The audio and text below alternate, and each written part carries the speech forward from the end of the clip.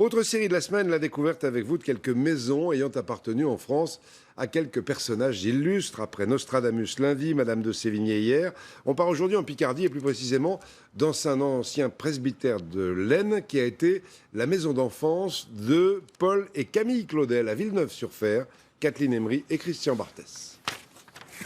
C'est une promenade insolite, un sentier, mi-ombre, mi-lumière, qui se faufile entre Villeneuve-sur-Fer en pays tardenois et la Hautet-du-Diable à 3 km de là.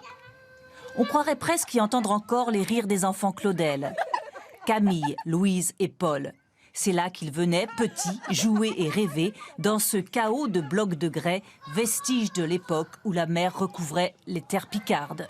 Celui-ci, c'est le géant, celui qui garde le lieu. Paul Claudel écrit ces monstres farouches qui épouvantaient mon enfance. Et puis, certaines formes de grès évoquent certaines sculptures de Camille, comme les sortes de, on va dire, de valse, une forme torturée, qui est une volte qui tourne sur elle-même. Un univers fantastique qui a nourri l'imaginaire des deux artistes. Ici, un dinosaure, là, une baleine, et pourquoi pas ici, un fourmilier. Première tentative d'écriture pour Paul, premiers essais de sculpture pour Camille. Villeneuve marquera leur œuvre à jamais. L'église et le petit cimetière où repose leur famille. Et derrière le presbytère du XVIIIe siècle, la maison de leur enfance, inchangée. Cette maison est devenue une maison de vacances, le lieu de ralliement de la famille. Villeneuve est resté, aussi bien pour Paul que pour Camille, le lieu d'enfance, le lieu d'ancrage de leur œuvre, le lieu de toutes les découvertes. Nous sommes ici dans la chambre natale de Paul Claudel. Il y est né le 8 août 1868.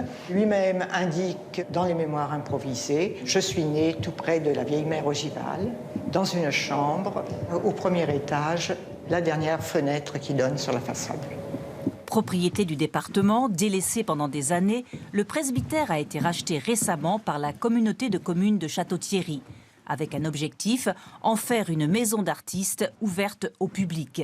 Les travaux de restauration sont en cours. Ce n'est pas un musée, c'est une maison d'écrivains où il y aura beaucoup d'ateliers, il y aura notamment des aides également pour lutter contre l'illettrisme, ça fait partie du projet. Ici, par exemple, sera reconstitué l'atelier de sculpture de Camille Claudel. Bronze, plâtre, marbre attendent déjà dans une réserve du musée de l'Hôtel-Dieu de Château-Thierry. Un fonds exceptionnel rassemblé au fil des ans par l'association des amis de Camille et Paul Claudel.